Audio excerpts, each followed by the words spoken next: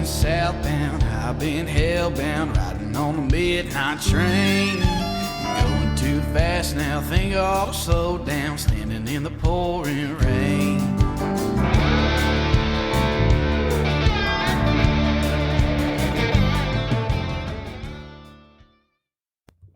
What's going on, guys? Happy Father's Day, and we're back with One Hell of a Life Outdoor podcast. And we got some exciting news today, and obviously wanted to take the opportunity to do a podcast here with my dad on Father's Day and kind of just walk down memory lane a little bit, some of the stuff that's we've enjoyed over the years as a father-son duo. And hopefully you guys, I'd imagine any of y'all that have been fortunate enough to have a father figure in your life that has shown you the outdoors and just had some great memories with that. Hopefully this podcast will resonate with y'all. So thank you for tuning in, and and a big shout out to those, those fathers that we can't be with anymore, in our memories, and this is such a tradition, when it comes to, hunting, no matter what you hunt, and, it's, we're not here forever. You know what I mean? And that's what makes today special is that, you cherish the ones that you still have and remember the ones that we don't have anymore that taught us so much, so, yeah. But man, I'll tell you what, from a dad standpoint, to be sitting here, doing a podcast with my son, that's 28 years old, is just, it's mind blowing. It really is. It's, I appreciate you, son. I think it's a blast. I love that, thank God, if you would have, grown up loving to blow a trumpet, I would have acted like I was Louis Armstrong. Yeah, the coolest ever, yeah. That's what it would have been. And I'm thankful that, just like, your sister, she hasn't loved, she likes the outdoors some, but she's not a hunter, and that's fine. She used to catch, she probably caught way more crappie than you when she was younger, but this opportunity that we've had to be able to share this together and be able to document, that's the biggest thing for me is I look back, and any of y'all that are out there my age, in your 50s plus or whatever, we really just have some VHS tapes and some Polaroids, and it's pictures of pictures. I find myself, I walked up to a picture that I had in my drawer the other day, and I grabbed it, and I took my fingers and I tried to zoom in. On the picture. I'm like, what in the hell am I doing? But no, man. And that's the best part about this, so, but no, we got some big news going on today, and we're going to share some stories. We just think that we want to give you guys a little bit more insight to, who we are personally, and, some of the experiences that we've had, and please, if you've got a great story that you'd love to talk about, get a hold of us. We'd love to share that. So no doubt. I think going back to your point about the video stuff, this like archive of stuff we put together. I think that was kind of always part of the original goal. Is like, worst case scenario, it's like if this, is a total flop. Yeah, total flop. Don't get a ton of views or anything like that or whatever. And not if we don't get to quit our day jobs and become YouTubers, that's right. Which, probably won't happen, but we'll see. Right. We'll keep striving for it. Keep striving for it. Like worst case scenario, we're going to have like all these cool hunts back on video to look back on from years, years and years. Like some of the stuff we were just watching today is already 5 years old, and it's just like it's crazy to see the 4 or 5 year like little thing on YouTube and be like, man, I cannot believe it's been that long. Yeah, it's just it happens too fast, man. It happens too fast. It's happening at light speed, and we just get to ride the lightning bolt, I think, along the way. But I gotta tell you, a big shout out right now. I want to give my dad a big shout out. I couldn't be who I am today if it wasn't for him, and even my stepdad. My stepdad was more integral as far as the outdoor side was, and true legend in the sport, and taught me so many things that nobody else could have taught me, but big shout out to those guys. Yeah, no, that's awesome stuff. And I would say, one of the things we've always been, or I've always been very like hyper aware of is how fortunate I've been to have, like you said, you didn't say his name, but Jerry, and you, and just people that have shown me homage, just people that have been there to kind of teach me the outdoors. Not everybody has that in their life, and I think that's always been like a really driving force into what we do, is just to be just to share knowledge to people that it's just everybody acts like it's like, oh yeah, you just get into hunting. It's like there's so much that goes into it, and unless you really know somebody, it is so hard to. If you don't have a mentor, it's very hard to get into anything, fishing, hunting, whatever. Sure. So definitely been hyper aware of that and thankful to have that in my life personally. So. I just got thinking, I'm going to throw you a little curveball and hope you don't mind. But, if we're talking about Father's Day and father-son, dude, only the closest people to us know how we really are together. And I think that we keep it pretty PG for the podcast, I think. Yeah, no, we do. And I'll tell you, man, it comes from passion of just trying to excel for the best, and sometimes he and I butt heads, but I love that. I don't think we definitely sometimes, let our emotions get out of control just because we're just so passionate about trying to be successful at what we're trying to do, to the point that you question the other person's their decisions sometimes. And, it's been a fun experience because a lot of times, we are like husband and wife in so many ways. I think it's that video we did at the Forgotten Coast last year. Drew said, we haven't been here 5 minutes and here they go. Yeah. But it's funny that how you kind of duplicate that, like for me growing up, it was always Bill and Michael. It was Bill and Michael, and man, they got at each other's necks. It was great, but we've been fortunate enough to have that kind of thing. And, that's a balance for me, you and I, as me, I'm trying to balance and figure you out as you turn into a grown man. And, same thing for you is you're just like, well, my dad's old guy needs to quit telling the same story 100 times, that kind of thing.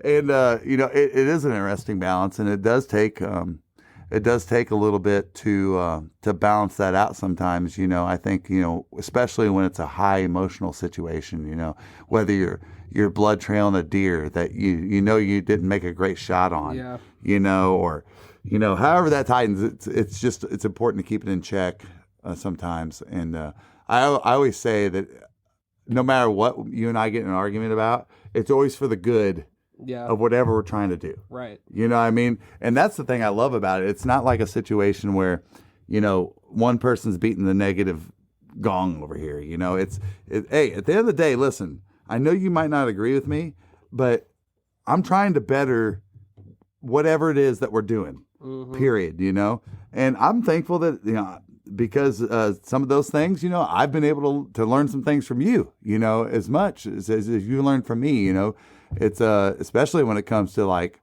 trying to be able to do more than one thing at a time.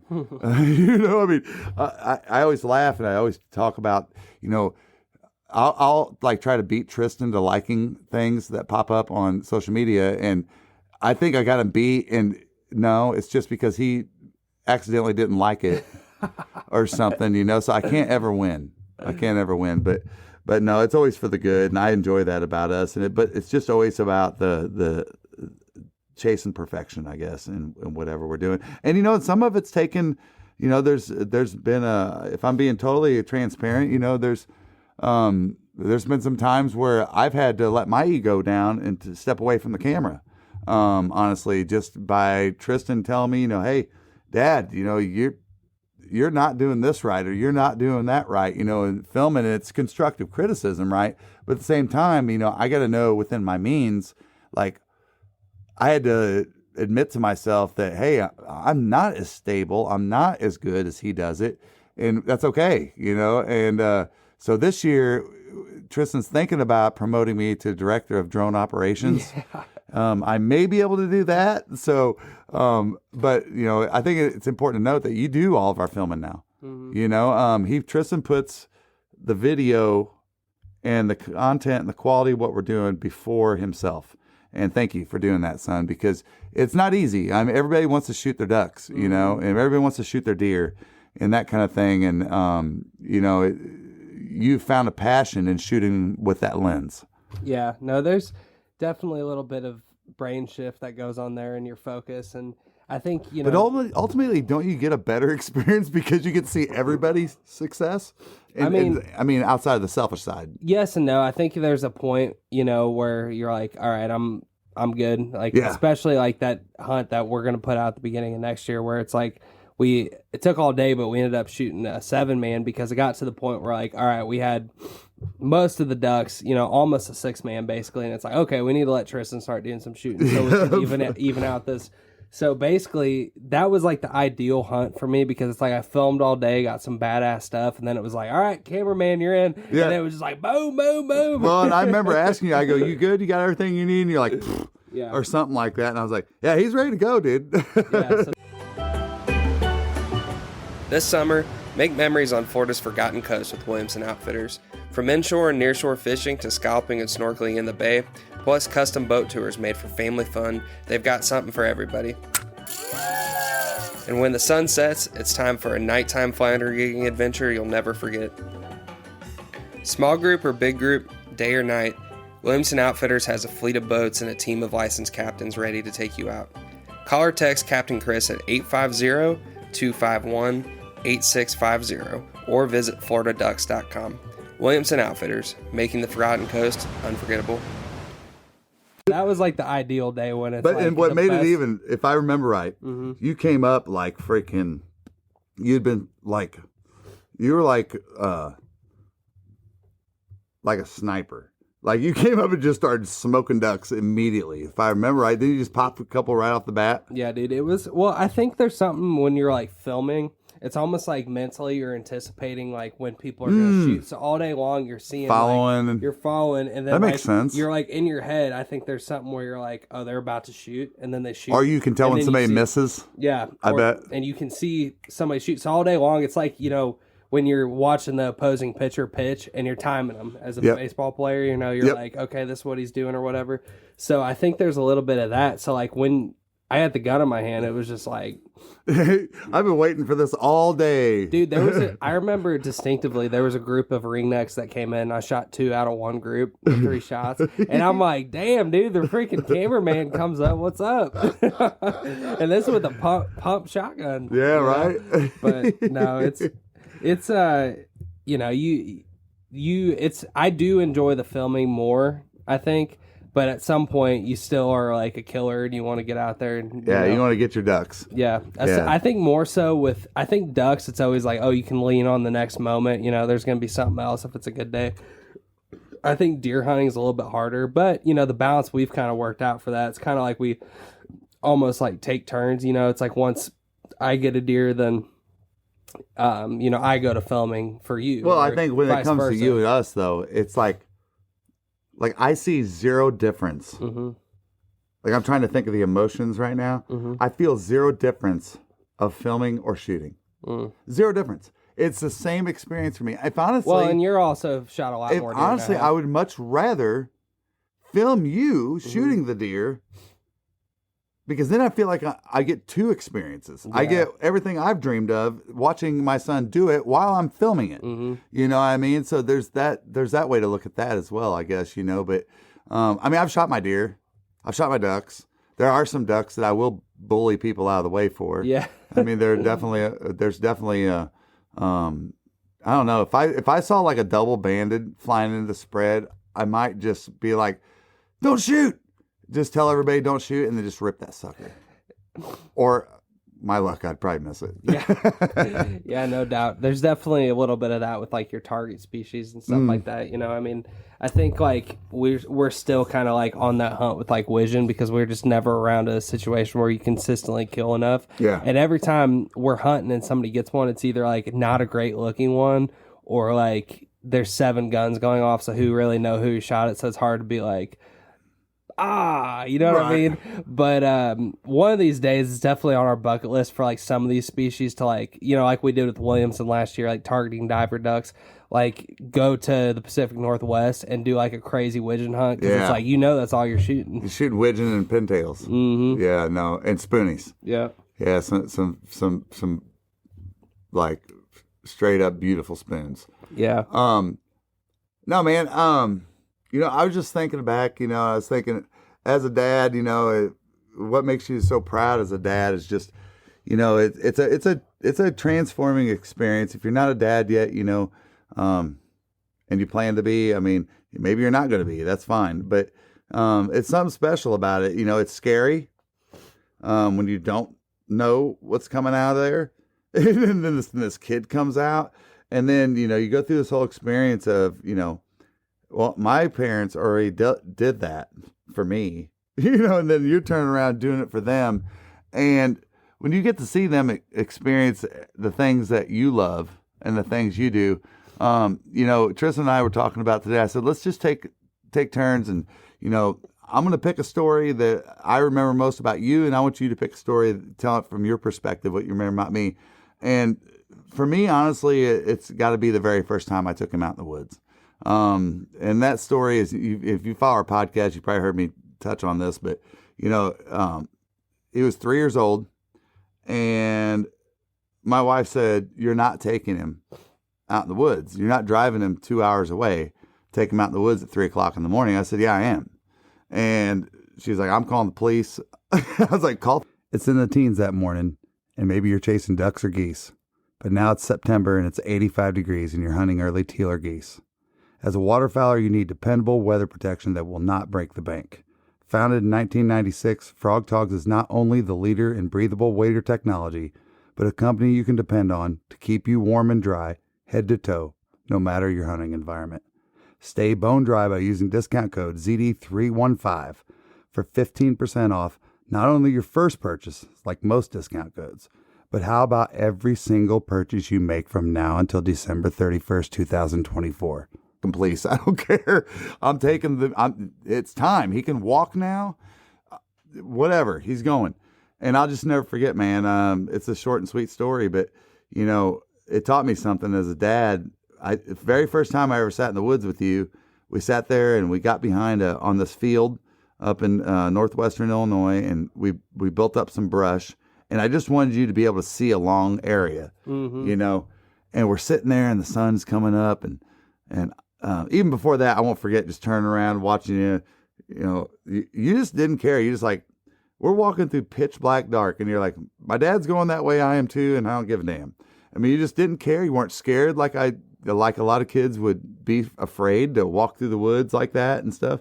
And you just followed me, and we went and sat down behind this brush pile on the edge of this field, and I had my bow with me and stuff, and we're looking, and I'm trying to build his imagination, so I'm like, "Hey," I go, "do you see anything?" He goes, "Do you?"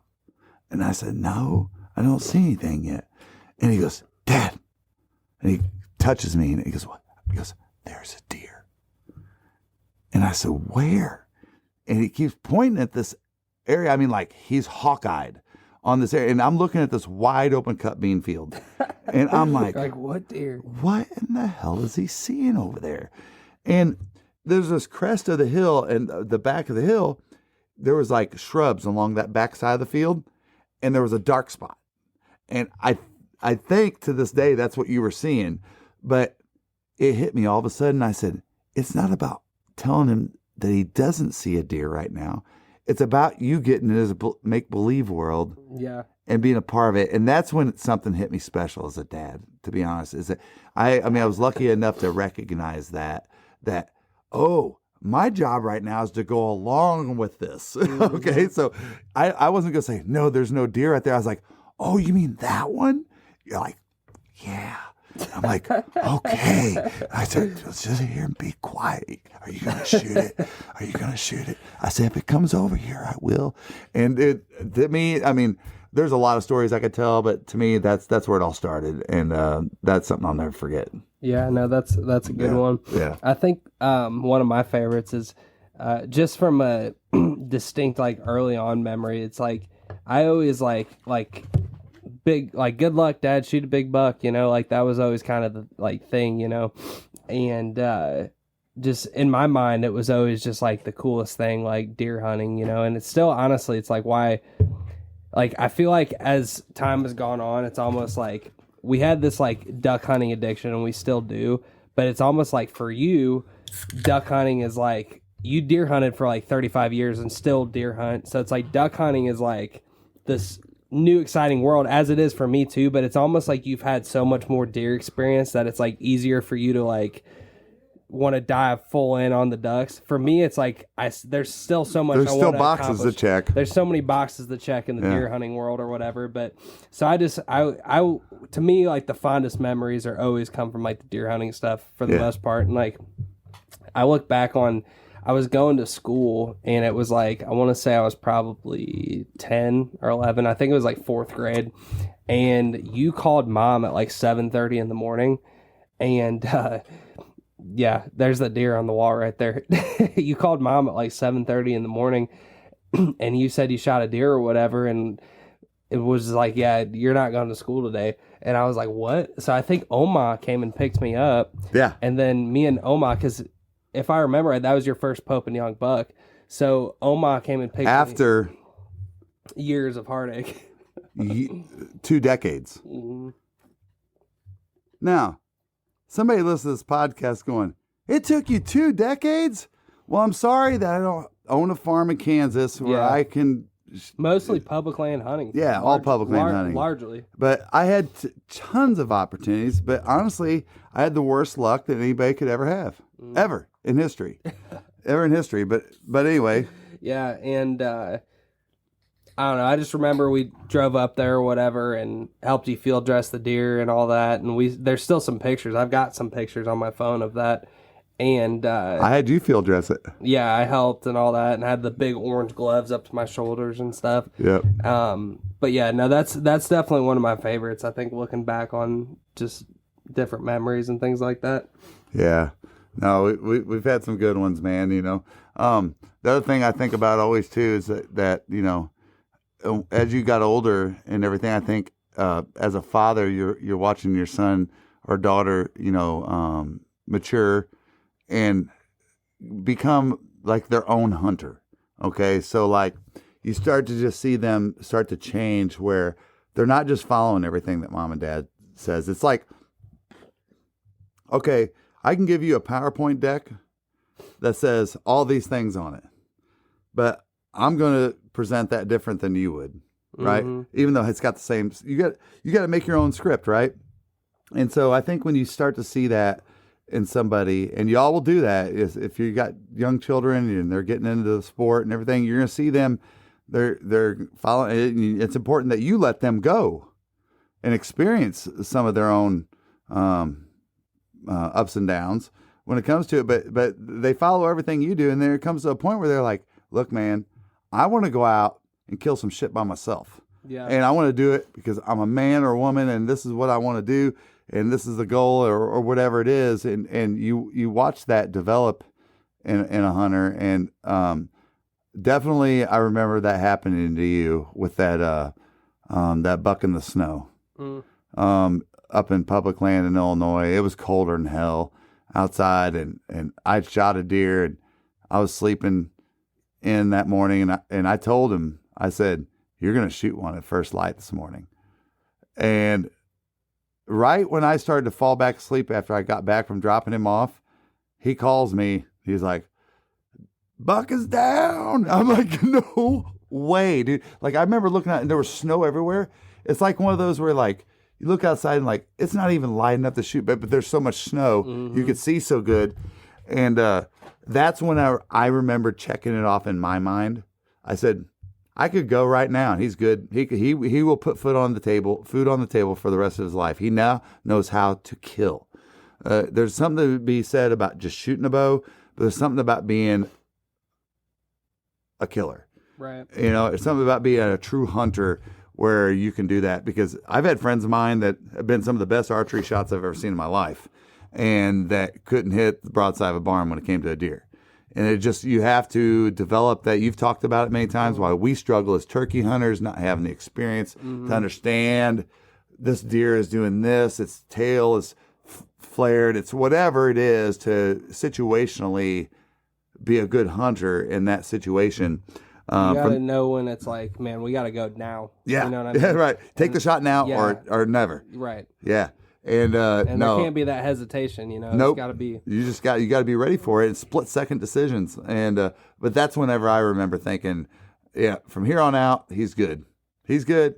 He can kill deer. Well, and quite honestly, it just comes with repetition. You know, how many I've messed up so many opportunities, as you have too, as any archer. I mean, any hunter for sure, but definitely archery hunters. There's so many times that just one little thing can go wrong. So you kind of, as time goes on, you're like, oh yeah, we got it. Well, and then the very next year, that's when it really like sealed the deal. You're like, yeah, I'm going to stalk this deer. And I'm like, dude, it's so frozen crunchy outside. Like, y'all know those mornings that it's so crisp. It's in the 20s. The snow got soft the day before, but now It got hot one day. Yeah, and it got hot, and it's like icy, watery, and then it freezes down in the 20s or the teens overnight, right? So walking in, there's no wind. Deer can hear you from a mile away, literally. And he tells me he's going to get out of his tree and stalk this deer. I'm like, whatever. And dude, and then he kills the damn thing. And I was like, yeah. Seal the deal. Seal the deal for me. I mean, I don't give a shit that it was a fawn or not. Dude, that's one of the best personal hunts. Like, I don't know that I could match that from a predator standpoint.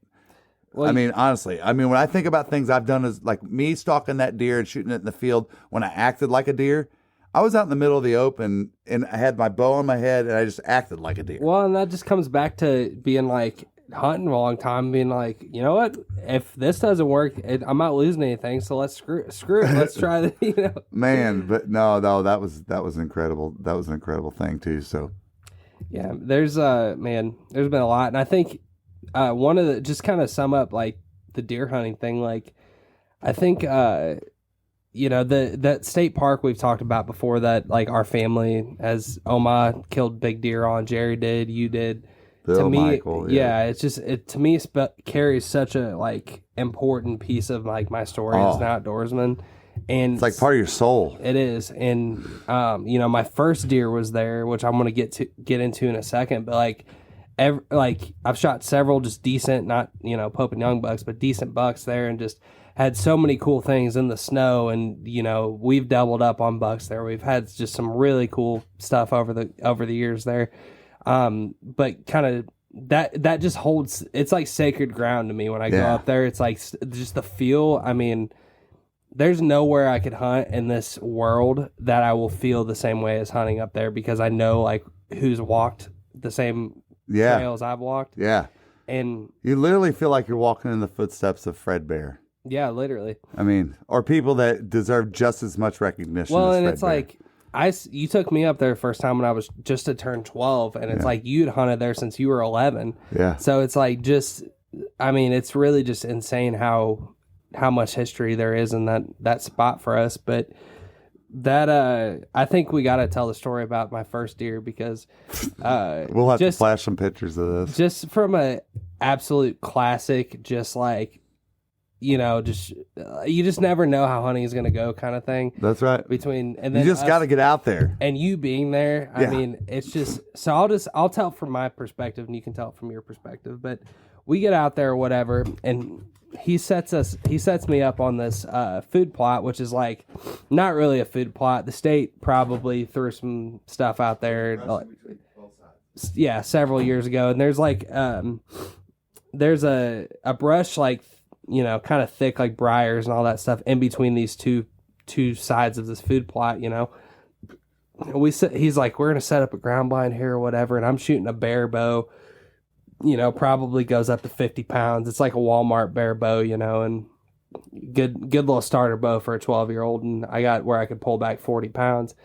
And we get set up in there, and I think it's about 2:30 in the afternoon. And this is like, I want to say like December 26th. It's like it's like Christmas Day or the day after Christmas, something like that.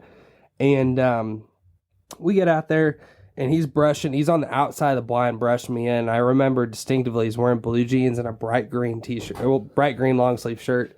And I'm like, Dad, there's a deer right behind you.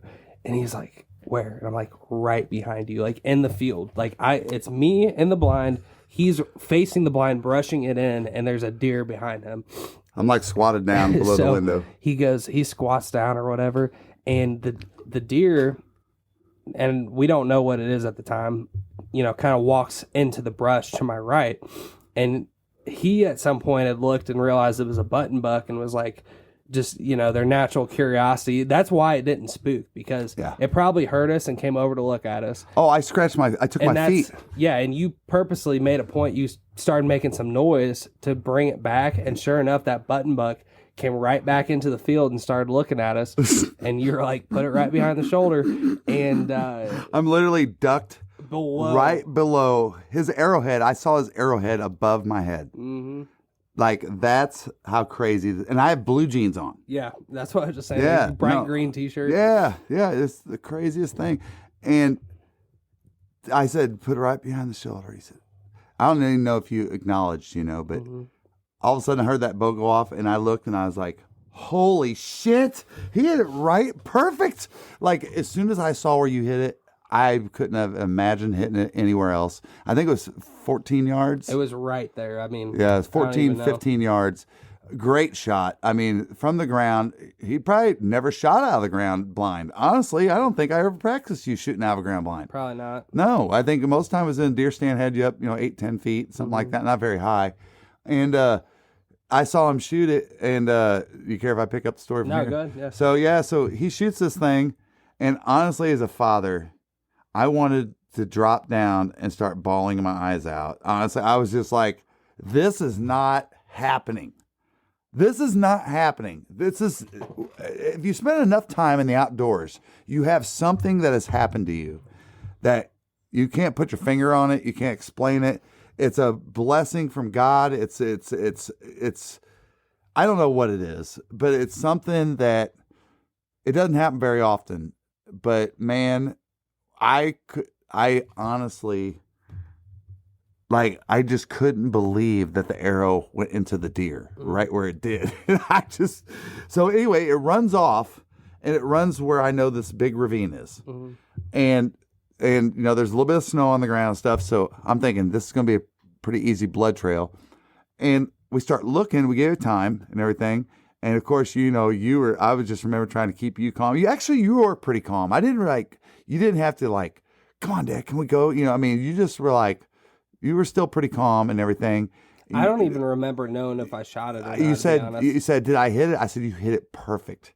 And he said, really? I said, yeah.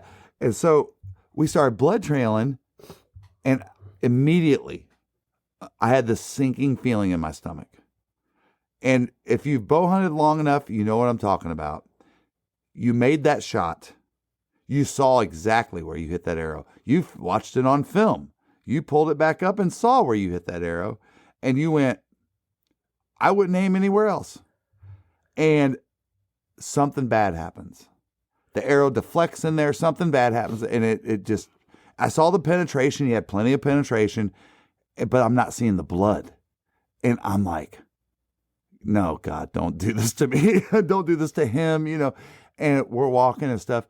And honestly, I really wanted to see more blood, but I didn't want to deter him. He was excited, and he was just standing behind me watching. I'm like, come on, let's take our time.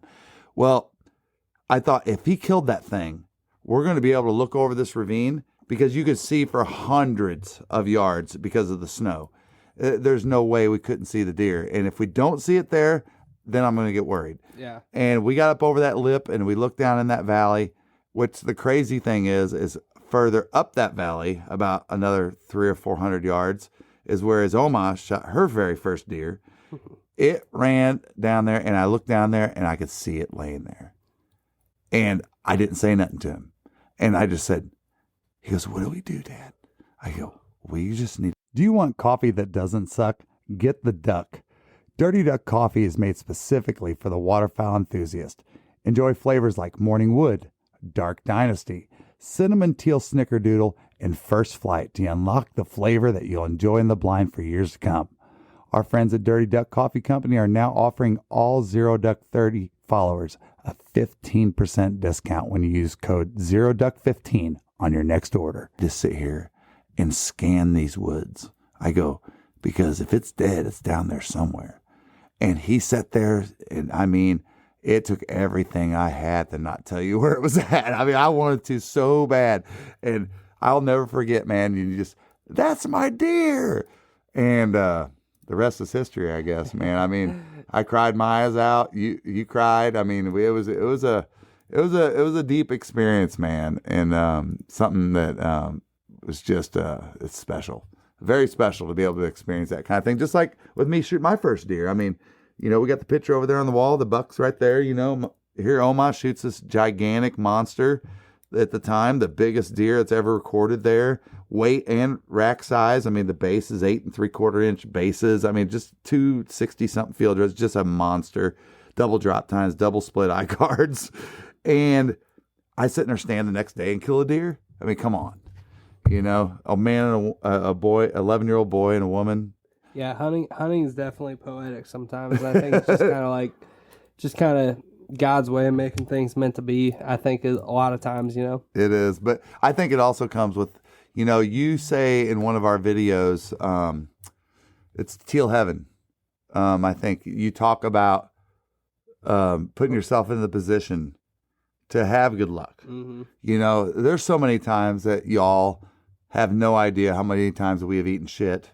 I mean, we've eaten shit most of the time. Mm-hmm. Most of the time, the hunting we have done has came with hours and hours and hours of sweat and mud and defeat and wanting to give up and just, I mean, anything from your friend almost falling out of a tree stand to, you know, truck engine blowing up to the boat motor falling off the back to, I mean, goodness gracious, to missing big deer to, I mean, just so many times, you know, and to persevere through those opportunities, I think, is whenever you put yourself in that position to have some good luck, you know, sometimes. So. Yeah, no doubt. I mean, I definitely wish everybody to have great luck right out the box. I mean, do not go through some of the crap. And then on the flip side of that, you also create your own problems sometimes No too, doubt. right? So, but you know, that's kind of how you just learn. You know, it's like, I mean, there's been years that both of us has gone, you know, and it's like you hear these people that are just like, oh, I see 7 deer, I see 11 deer, just like they see these deer left and right or whatever. Or ducks or whatever. I got 20 does that come by here every night. Yeah, and there's just been years, man, where we've just been like spent 50, 60 hour stretches without seeing a deer. Yeah. I mean, you talk about 50, 60 hour stretches when you're hunting a 4-hour sit at a time. I mean, you're talking 12, 15 hunts in a row that you're not seeing anything, and just like to your point, like you just keep going, you just keep and you know going, you're not dumb. Yeah. You always know there's more you can learn, Mm-hmm. but you're like, dude, I'm doing everything I can right now to put myself in the position to be successful, and it's just not happening. Mm-hmm. You know, but I guess the big takeaway there is that understand with every time that you go through that next magical moment could be seconds away. Yeah, no doubt. It could be seconds away. You know, Tristan could tell you stories about times when he was young and he didn't want to get out and hunt, and I went and hunted his tree stand on purpose and shot a deer out of it. But I did that shit on purpose because I was like, God, please grant me the ability to shoot a deer today to teach him that he should have got his ass up and went in that tree stand. But that was years ago. That was when you were little. Yeah. But No, that's why they say you can't kill them from the couch. You got to be out there. Mm-hmm. You know, you got to give yourself that opportunity. You know. That's right. That's right. So shifting gears, big news coming out of the Duo Hub here. I would One say hell of a life camp. the One Hell of a Life camp, and that is y'all.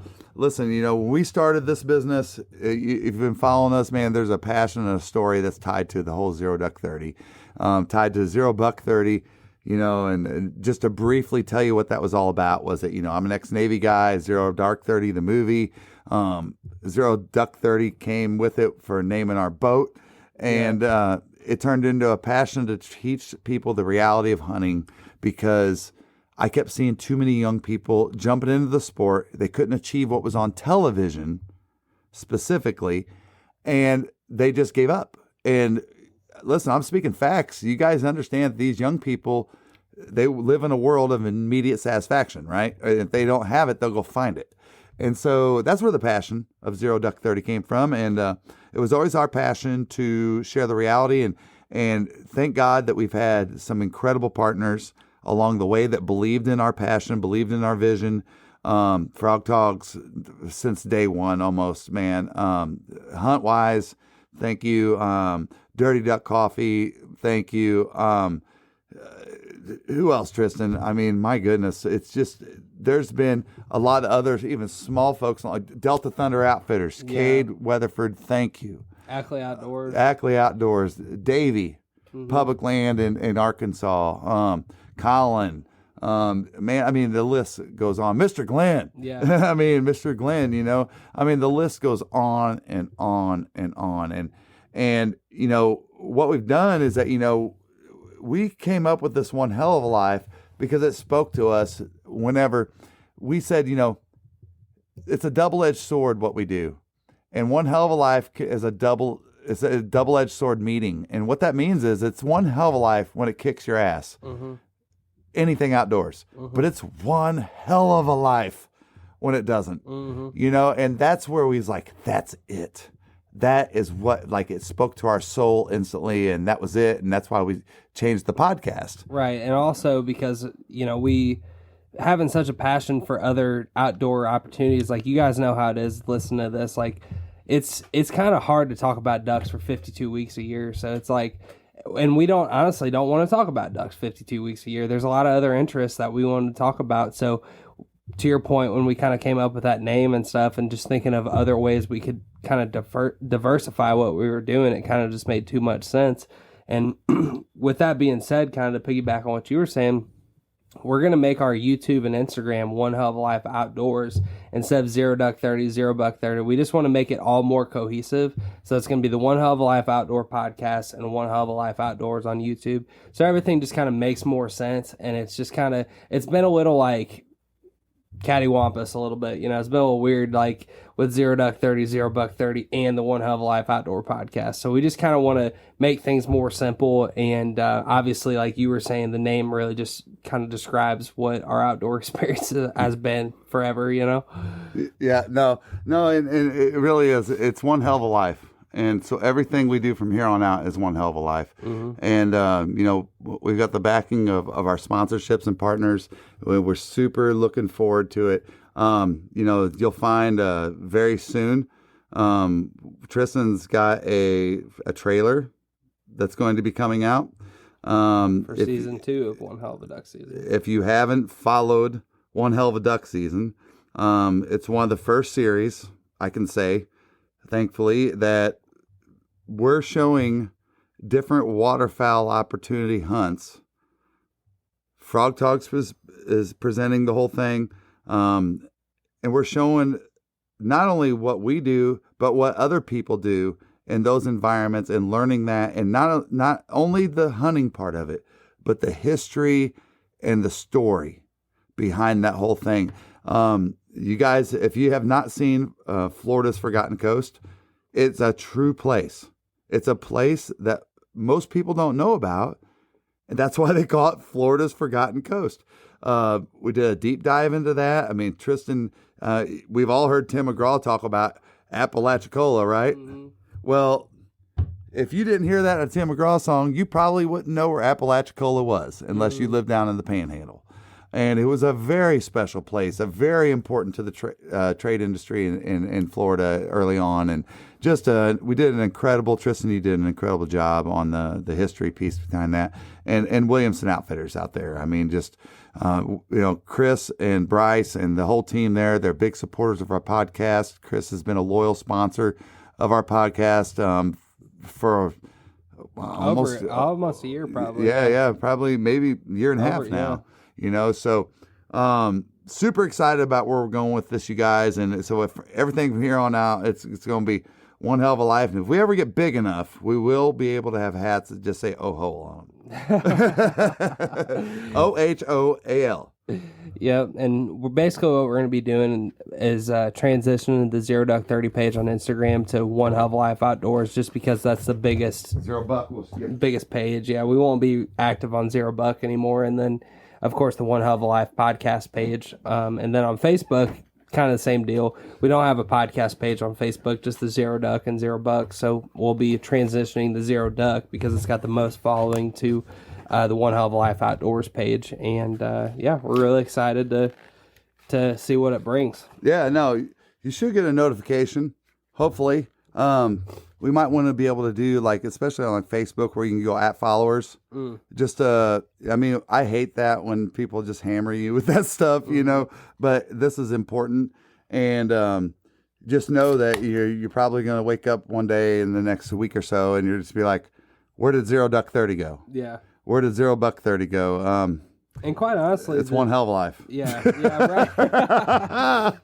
And quite honestly, like Zero Duck 30 is kind of like it's hard to let go of like using that name all the time because it's just such a fun thing and relates to your Navy experience and brings a lot of good memories. Zero Buck 32. So, dude, you know what I tell you? A little inside story about the whole name. What? That was cool to me. Mm-hmm. You know, this whole passion that we've done has not paid the bills for us. You know, it's growing, and we're very excited about what's happening, but it hasn't paid the bills here. We still have day jobs, right? But I remember when you used to search in YouTube, Zero D Dark 30 would come up. I remember the day that I searched, and I went 0D and UCK 30 came up. It got at some point more searches than that Zero Dark 30 name was, and I thought, dude, that is freaking cool. Pretty cool. Yeah, I mean, that was a small win for us because, you know, we really, you know, we're at episode 142. Yeah, this is 142. 142 now, and you know, we do live this and breathe it, and it's day in, day out, and you guys just don't see all the bullshit that happens behind the scenes. Like Tristan's, you know, we were going to give you guys an incredible trout fishing video this year. Truly. Until Tristan's truck decided to bitch out. I honestly, so like, I hate this because we film everything, and it was kind of like, all right, everything coming off the heels of duck season, I was just burned out. Like, yeah, we have a lot of fun with it, but it's like, you know, just want to go hunt and fish or whatever sometimes and not have to worry about filming stuff. So that was kind of what this trip was. It was like, okay, I'm not bringing any camera stuff, or I might have been bringing it, but I'm not filming a whole video and having that pressure and all that. And honestly, because of what happened with the truck, I wish to God we would have filmed it because it was, I mean, it was honestly like content gold for like on the basis of our suffering. Yeah, no. But looking back on it, it's like, what are you gonna do? Like we told that story before about what. Yeah, happened you can go with look truck. up the podcast. It sucked. I don't even know. So I think Truck Troubles or something is like 2 months ago, but man, you just never know what's gonna happen. No, but we're excited about bringing on this new season. We've got some stuff in the works with some folks. Once we get that lined out, we'll announce to you guys, kind of let you know where we're going to be at and what we're going to be doing. But the goal's the same this year, is that we want to bring more than just a duck hunting story to you. Don't get me wrong, we love getting up in the morning, drinking our dirty duck. We think it's cool to video ourselves having dirty duck because it's cool, man. I mean, it's like a trend. It's like, even for an old guy like dude, I could become more popular if I put myself in front of a dirty duck coffee cup. You know, I mean, so I do it out of selfish reasons, you know, but it's fun. And I'm just super excited where this is going to go this season. We've got some really cool things, and thank you, Frog Talks. Thank you, Huntwise. Thank you, Chris Williamson Outfitters. Thank Delta you, Waterfowl, Delta Stacey, Waterfowl. and all those Oh my folks gosh, over there. yeah. No, there's a lot of people that just support us, whether it be through products or just being a fan of what we do. We really appreciate it, and like you said, you know, we're excited. And the whole gist of One Hell of a Duck Season, if you haven't heard it before, is to really just show off like what we've always loved about duck hunting is like how it's not like the same deal over and over. Like if we went out and shot the same thing over and over in the same environment, eventually it would probably get kind of boring to us. Yep. Honestly, what we like to do is like see these different environments, have the opportunity to shoot these different species, See how people do it there. do it in their own way, you know? And that's just personally one of the things we love about it. So we're just trying to convey that. And as time goes on and this One Hell of a Duck Season evolves and we have more money and more opportunities to go into different areas, we have big dreams for this thing, yeah. but it's just comes down to money and time, and obviously with PTO and all of that, you know. Oh, if you guys know me, there's no doubt I plan on sacrificing my life for a king eider in Alaska. I mean, there's no doubt about it. I swear to God, I will do it. I don't care. Like, I'd rather do that than jump out of an airplane. Like, honestly, like, look, if we can make that financial, we got some great folks that have been so nice to invite us up to hunt some public area in Idaho. Mm-hmm.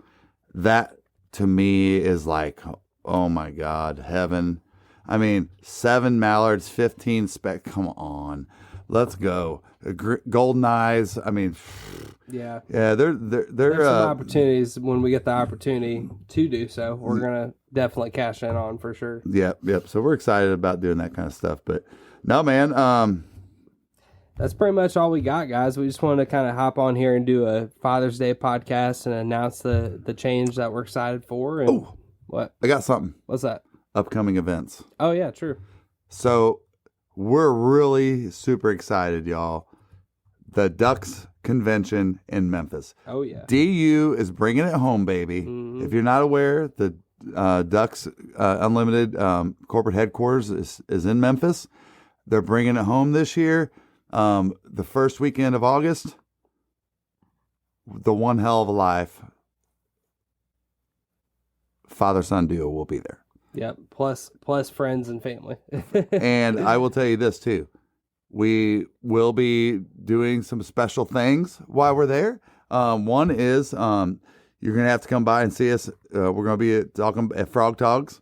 They're going to have a booth out there, which is going to be great. But you know, Tristan and I might be even doing a little bit of secret little podcasting while we're out there. Yeah, might do a little bit of podcasting. Definitely going to be stopping by and seeing folks at the one of you. Frog Togs booth, you know, passing through and stuff. And then also going to be, you know, all the people that we have honestly, a lot of people we've had on this podcast are going to have booths there. So we're going to have a lot of fun just stopping in and visiting with those folks. And of course, several other guests that, you know, are big time hunters, I'm sure are going to be there as well. So we're really looking forward to just hanging out and cutting up. Shaking hands, man. Yeah. We're going to have an agenda. Mm-hmm. Like, I guarantee you, when we get there that first morning, he and I are going to be like, all right, we're seeking you out. Yeah, okay. All these people. Yeah, we need to come see you. Probably gonna bring the camera stuff, make some content out of it. And absolutely, no, we're coming to see you, and we can't wait to get there and celebrate this with Ducks Unlimited. You know, and I mean, my goodness. Gonna stop by and get our Dirty Duck coffee with Buck and Jay. That's right. Hey, we already talked about. I guess that we kind of volunteered with Buck that we're going to help work the booth a little bit. Did we? Yep. So we're going to go by there.